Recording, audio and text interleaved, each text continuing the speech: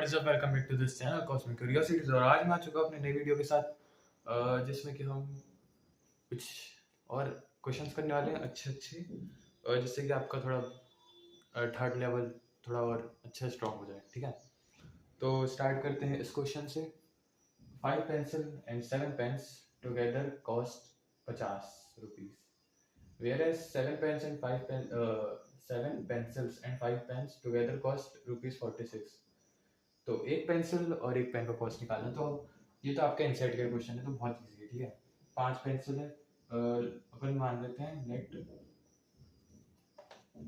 Pencil को x मान लेते हैं, चलो पेंसिल को y मान लेते हैं और पेन को z मान लेते हैं। ठीक है, तो 5y plus 7z is equals to 50। ये कैसे लिख दिया मैंने? 5 पेंसिल है और 7 पेन है, 7 पेन है। ठीक है, और उन दोनों को मिलाकर कितने रुपीस बन रहे हैं? 50। ठीक है, और एक और, ये पहली क्वेश्चन है और दूसरी है 7 पेंसिल और 5 पेन को मिलाकर 46 रुपीस बन रहे हैं। ठीक है, तो ये दूसरी क्वेश्चन है। अब इक्वेशन कैसे बनी वो समझ में आना चाहिए, नहीं समझ में आया तो फिर क्या तो फिर कोई बात नहीं, और अच्छे से समझाएंगे। देखो, अपन ने पेंसिल को y मान लिया है ना, और पेंसिल अपने पास क्वेश्चन में 5 दी है। ठीक है, 5 पेंसिल दी है, तो 5 पेंसिल, अगर एक पेंसिल को y माना, 5 पेंसिल को 5y मान लेंगे है ना। एक पेंसिल y है तो 5 पेंसिल 5y हो जाएगी।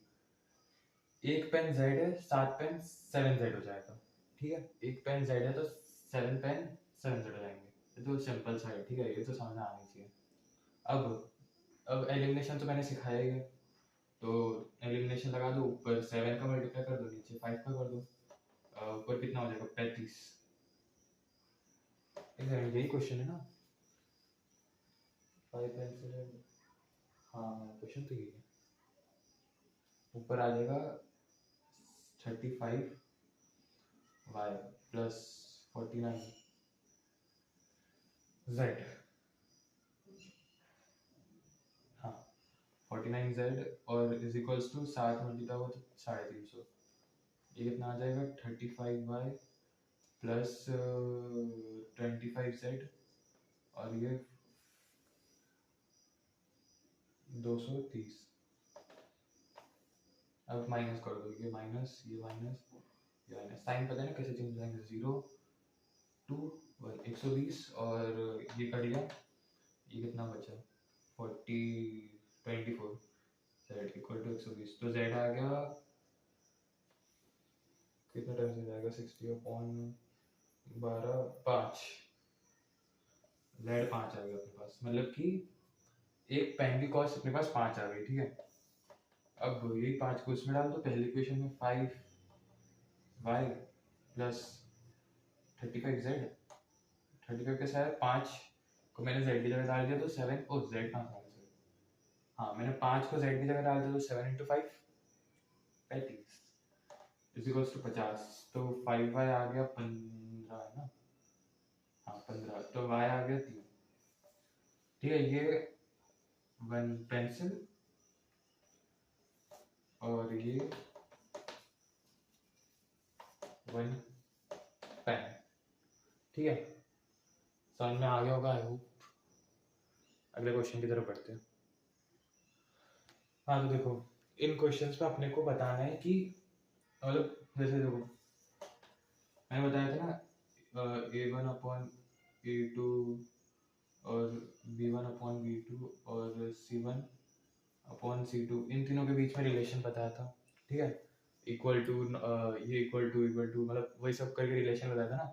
तो देखो, पहले आपको रिवाइज करवा देता हूँ। ये अगर तीनों इक्वल टू है तो लाइंस कोइंसाइड करेगी। ठीक है, मतलब कि इनफाइनाइट सॉल्यूशंस होंगे। ठीक है,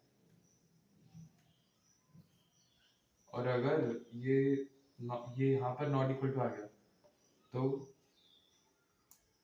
लाइंस आर पैरेलल, ठीक है, मतलब कि नो सॉल्यूशन, एक भी सॉल्यूशन नहीं, ठीक है। और अगर यहाँ पर नॉट इक्वल टू आ गया तो फिर लाइंस आर इंटरसेक्टिंग, मतलब कि एक सॉल्यूशन है, ठीक है। तो अब यही चीज अपन को इसमें लगानी है, मतलब कंपेयर करना है अपन को A1 A2 B1 B2 C1 C2, ठीक है। तो इसमें A1 क्या है 5 है, A2 क्या है 7 है, ठीक है, और 4/6 और 8/- है, यहाँ पे माइनस है। तो इसमें तो क्लियरली लग रहा है नॉट इक्वल टू है, तो ये लाइंस आर इंटरसेक्टिंग, ठीक है, समझ आ गया होगा। लाइंस क्यों इंटरसेक्टिंग है, क्योंकि A1/A2 is not equal to B1/B2 है, ये मैं आपको बहुत पहले बता चुका हूँ, ठीक है। अभी फिलहाल को रिवीजन टाइप से क्वेश्चन चल रहे हैं, ठीक है।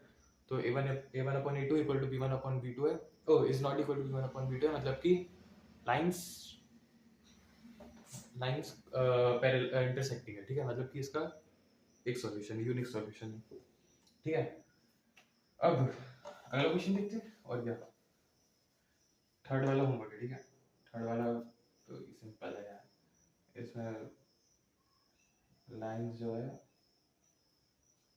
थर्ड का मैं वैसे ही बताता हूँ, लाइंस पैरेलल है, ओ नहीं सॉरी, लाइन इसमें भी यूनिक सॉल्यूशन है, ठीक है। सेकंड देखते हैं, A1 इसका क्या है,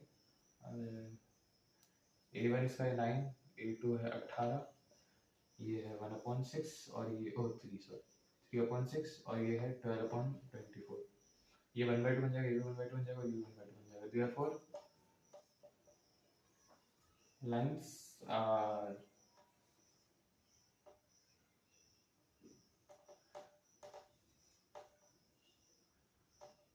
coincide, ठीक है। coincide lines है, क्यों, क्योंकि तीनों इक्वल है, ये भी 1/2 है, ये भी 1/2 है और ये भी 1/2 है, ठीक है, समझ गए। तो अगर यहाँ तक बात समझ में आ गई तो थर्ड वाला आपके लिए होमवर्क है, बहुत इजी है। लाइंस इसकी यूनिक, लाइंस इसकी इंटरसेक्टिंग बनेगी, बाकी को ट्राई करेगा, ठीक है। अगला देखते हैं, ओ भाई साहब,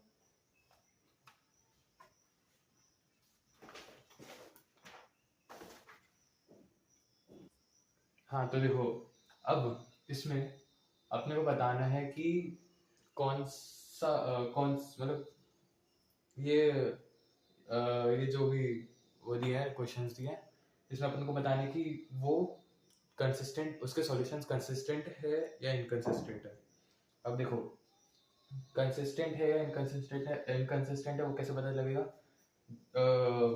जब जब इनकंसिस्टेंट होता है ना, तब सॉल्यूशंस मतलब लाइंस पैरेलल बनती है, तब नॉट इक्वल टू C1/C2 वाला केस आता है, ठीक है। और जब कंसिस्टेंट होते हैं तब, एक सेकंड, सही बोल रहा हूँ ना,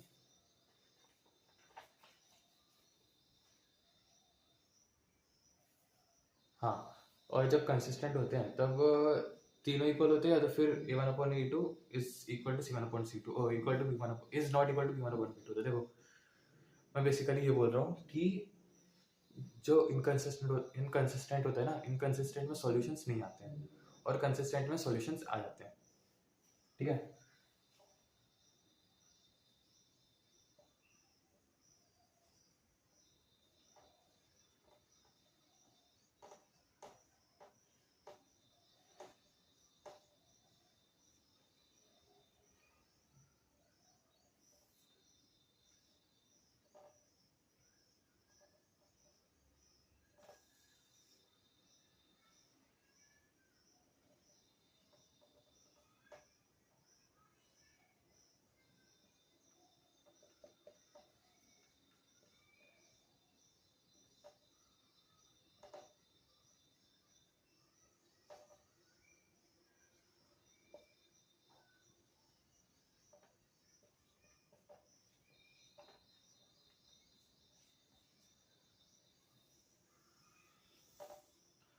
ठीक है,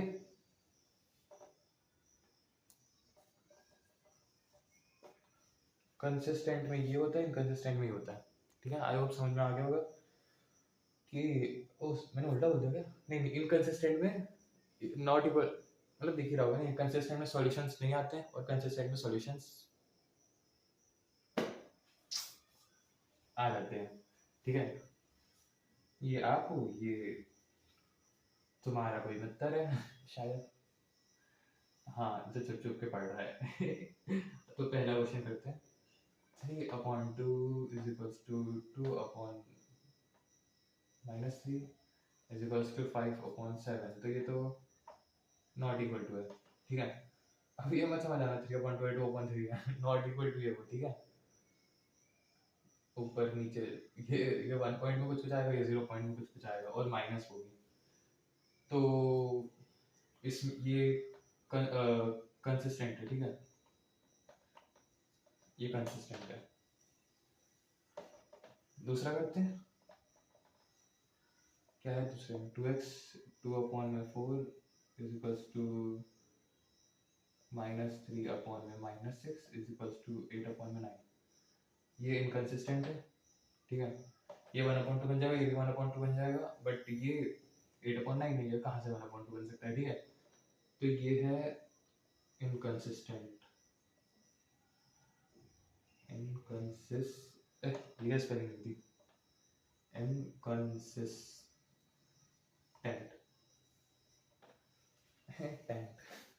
हाँ। थर्ड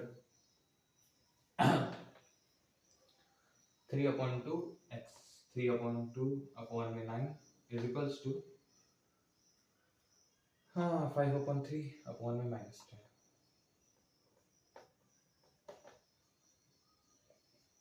अब इसको देख के डरना जाना, ठीक है। ये 9 इधर जाएगा तो 18 बन जाएगा, मतलब कि ये बन जाएगा 3/1/6, ठीक है, 1/6। ये देखो 9 उधर मल्टीप्लाई हुआ, 18 बन जाएगा, 9 2 18 और 3/18 6, ठीक है। ये 1/6 बन गया, ये कितना बन जाएगा? ये 10 इधर जाएगा, -10, ये तो माइनस में आएगा, ठीक है। तो ये आ गया -1/6 है ना, 10 ऊपर जाएगा -30 बन जाएगा और ये -1/6 और ये 1/2, तो यहाँ तो यही नॉट इक्वल टू लग गया, ठीक है। साइन का ध्यान रखना बेटा, साइन का ध्यान रखना, ठीक है। तो ये आ गया अपना कंसिस्टेंट, क्योंकि सॉल्यूशन आ रहा है ना इसका, कंसिस्टेंट।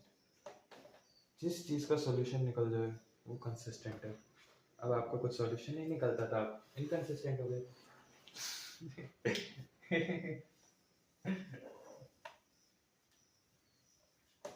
अब फोर्थ देखते हैं, फिफ्थ करवा दूं क्या? फोर्थ चल, दोनों वो है, क्या बोलते हैं उसको, दोनों होमवर्क है, ठीक है, कर लेना बहुत ईजी है। आवाज़ नहीं आ रही है मेरी? देखो मैं ना, मेरा आज थोड़ा सा गला खराब है इसलिए मैं धीरे बोल रहा हूँ, ठीक है। आपके पास अगर ईयरफोन वगैरह हो तो उसको लगा के सुन लेना थोड़ा, ठीक है।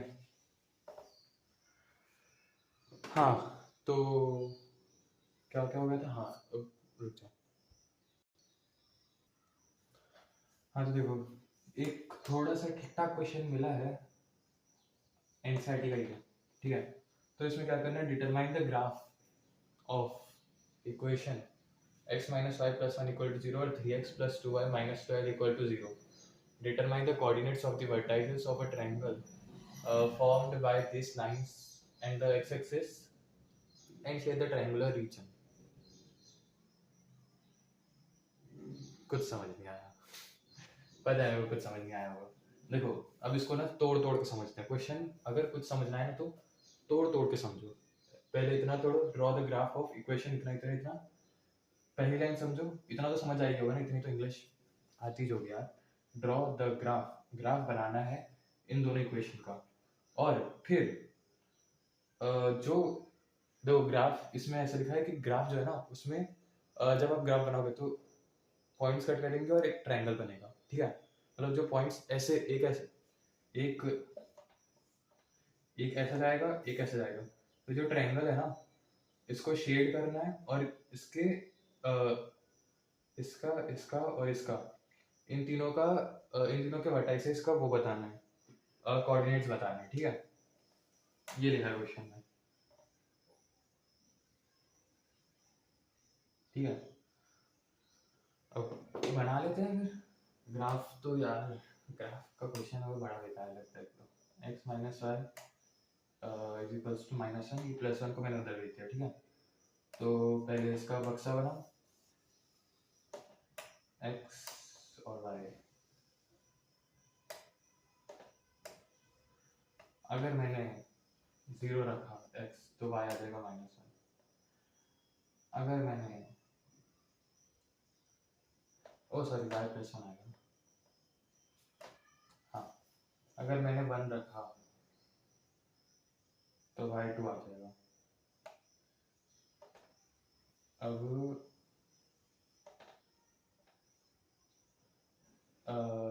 3x plus 2y is equals to 12।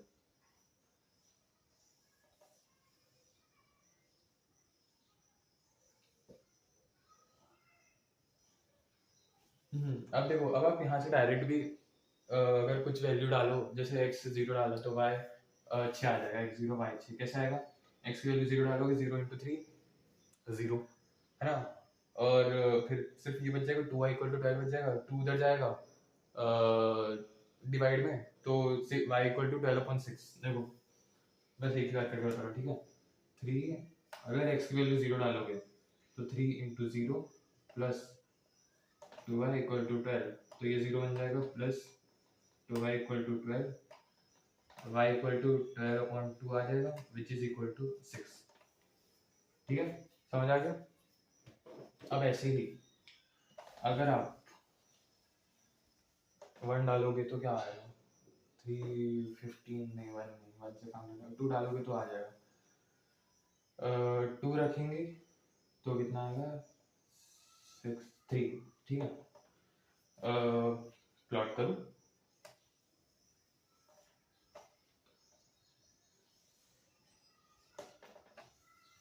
देखो मैं इतना बता देता हूँ कि इसमें y3 आएगा और x2 आएगा। अब आपने कैसे इतनी जल्दी कैलकुलेट कर लिया आंसर? अंश पे आप आंसर रट के बैठे हो क्या? नहीं भाई, आंसर कौन रटता है यार? मैथ्स में आंसर रट के बैठूंगा क्या मैं? देखो सिंपल से आता है, मैंने दिमाग में ही इसको ये निकाल दिया, ठीक है। मतलब दिमाग में मैंने ये जो है ना, क्या बोलते हैं इसको, ये इक्वेशन और ये इक्वेशन मैंने दोनों को सॉल्व कर लिया, ठीक है। देखो जैसे मतलब मैंने दिमाग में x minus y is equals to minus one और 3x plus 2y is equals to 12, इसको मैंने एलिमिनेशन मेथड से दिमाग में ही इसकी x और y की वैल्यू निकाल दी, ठीक है। अब आप बोलोगे इतनी जल्दी कैसे निकाल दी? भाई यार, एक्सपीरियंस मैटर्स। ठीक है, आप भी सीख जाओगे बहुत जल्दी। जितने ज़्यादा क्वेश्चन करोगे ना, उतना ज़्यादा आप फास्ट करने लगोगे, ठीक है। अब इसमें क्या करा मैंने? 3, मतलब वही एलिमिनेशन मेथड से मैंने x और y की वैल्यू निकाल दी, ठीक है। y इसमें मेरा कितना, y 3 था और x 2, ठीक है। तो आप अगर प्लॉट करोगे तो x आएगा और y 2 आएगा, ठीक है। तो मैं बेसिकली प्लॉट करके बता रहा हूँ, मैं डायरेक्टली बता रहा हूँ, ठीक है। y3 आएगा, ओह सॉरी इधर खा लेता हूँ, 3 पे बनेगा और ये 2 पे बनेगा, ठीक है। और कुछ एक सेकंड,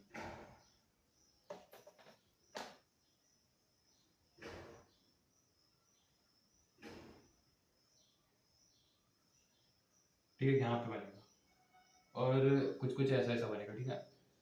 ऐसा होते हुए जाएगा, है ना, क्योंकि x 0 ही है दोनों में, x पहला तो 0 ही है, ठीक है। तो कुछ ऐसा होते हुए जाएगा ऊपर, और y तो 6 तक जा रहा है भाई, फिर तो छोटा बनाना पड़ेगा।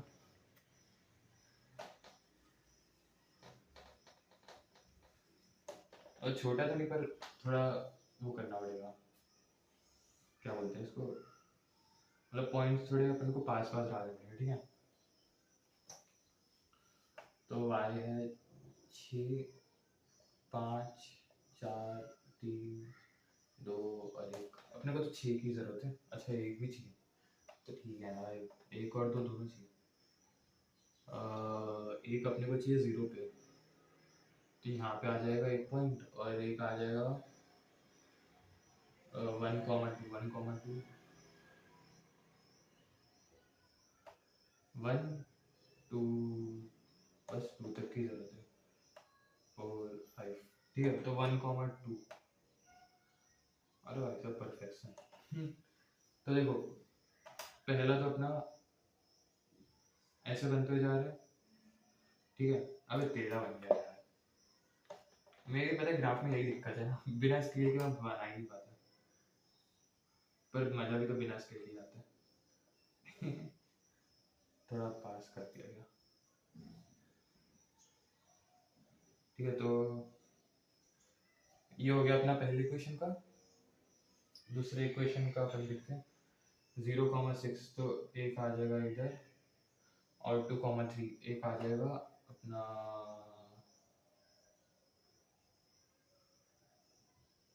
यहाँ पे। तो ये ऐसे कट करते जाएगा ठीक है। अच्छा नहीं देखो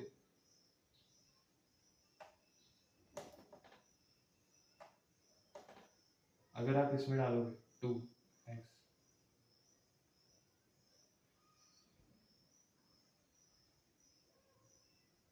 एक सेकेंड अगर y में 3 डालूंगा उधर जाएगा वो 3 प्लस में जाएगा। हाँ देखो अगर मैं इसमें ना चलो छोड़ो ये रुक जाओ रुक जाओ रुक जाओ रुक जाओ रुक जाओ ठीक है। अगर मैं इसमें अभी 2 डालूंगा x ठीक है एक कॉमन एक कुछ भी अगर आप देखो अरे मिट कैसे गया मैंने मिटाया था क्या मेरे को याद ही नहीं है। मेरे को कसम से नहीं याद आ रहा है मिटाया था। हाँ तो देखो अब मैंने ये तो देख लिया था ना कि इसका सॉल्यूशन 3 और 2 आ रहे ठीक है। अब 3 और 2 आ रहा है मतलब कि एक पॉइंट ऐसा होगा कॉमन जो कि 3 और 2 आएगा ठीक है। एक पॉइंट y 3 आएगा और x 2 आएगा ठीक है। तो दोनों में क्यों ना अपन x 2 और y 3 रख दें क्योंकि एक पॉइंट कॉमन तो है ही ना एक पॉइंट कॉमन ऑलरेडी है ठीक है। तो 2,3 दोनों में आएगा ठीक है। तो ऊपर आ जाएगा 2 और नीचे भी आ जाएगा और नीचे आ जाएगा 3 ठीक है। एक पॉइंट कॉमन है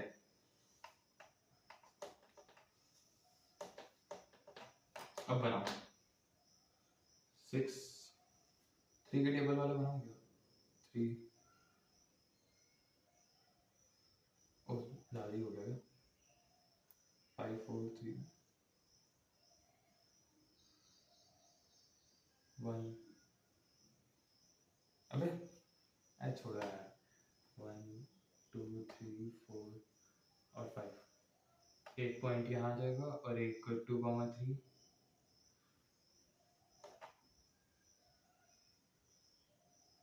और दोनों पॉइंट यहीं पे ठीक है। 1 क्या था एक 0,1 था ना 0,1 एक ही है और एक 6,0 ठीक है। तो एक ऐसे बनेगा और एक ऐसे बनेगा तो ये कुछ शायद -1 आ जाएगा और ये 4 या 3 कुछ तो आएगा 4 नहीं सॉरी 1 ये 2 है 3 ये 4 या 5 पता नहीं कुछ तो आएगा ठीक है। तो ये यहाँ पे इंटरसेक्ट कर रहा है ठीक है। तो अपना एक पॉइंट तो हो गया मान लो ये A है ये B है और ये C है ठीक है। इसको शेड कर दो और इसी के अपने को वो बताने हैं कोऑर्डिनेट बताने हैं। तो A तो अपने को पता है 2,3 है ठीक है ये A है। अब मेरे को पता है मैंने ग्राफ बहुत गंदी तरीके से बनाया बट आपके पास एक यंत्र होगा स्केल नामक ठीक है। तो आप उसको यूज कर सकते हो ठीक है। तो ये कुछ शायद -1, 0 0 हाँ 0 -1, 0 आ जाएगा B और मेरे को लगा वो खड़ेगा आज भाई तू भाई अच्छे से चिपक जाए। हाँ तो क्या था क्या कहाँ तक पहुँच गए थे अपन C 4,0 आएगा ये शायद से ठीक है मोस्ट प्रोबेबली।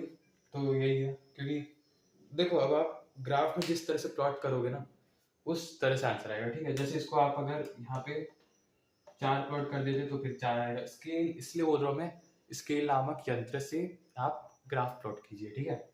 अब यहाँ पर आप ग्राफ अगर स्केल से प्लॉट करोगे तो फिर ये 4 आ जाएगा, आगे 5 6 7 8 जितना भी यहाँ जहाँ जो भी कट कर रहा है ना वहाँ पे पूरे एक लाइन आप स्केल से बनाओ, फिर उसको नापो, फिर जो लाइन कट कर रही है वो आप देखो कि कौन सा पॉइंट है वो, ठीक है। फिर उस हिसाब से आप उसको निशान लगाओ, ठीक है।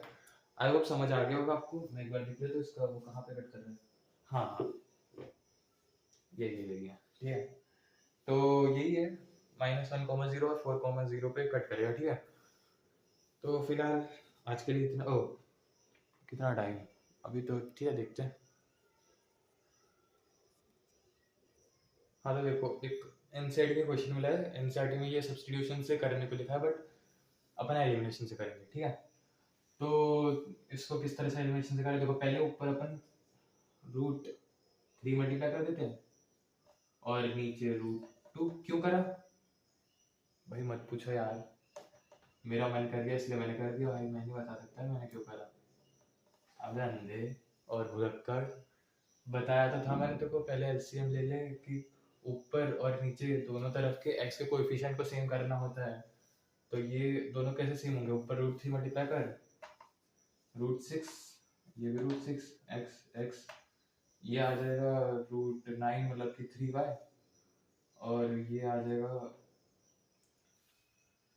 √16 मतलब कि 4y इज इक्वल्स टू 0, और ये भी इक्वल टू 0 आ गया। तो ये तो कट गया और ये प्लस हो गया, तो y 0 आ गया। ये क्या आंसर है? अबे नहीं, अच्छा नहीं रुक जा। हाँ हाँ हाँ सही है सही है सही है, ठीक है। तो y 0 आ गया, x क्या आएगा देखते हैं। रूट y को पहले इक्वेशन में पुट करो, √2x plus √3 into 0 is equal to 0, तो x भी 0 आ गया, दोनों 0 आ गए, ठीक है। आई होप समझ में आ गया होगा आपको अच्छे से। देखते हैं और क्वेश्चन अगर मिल रहा है तो।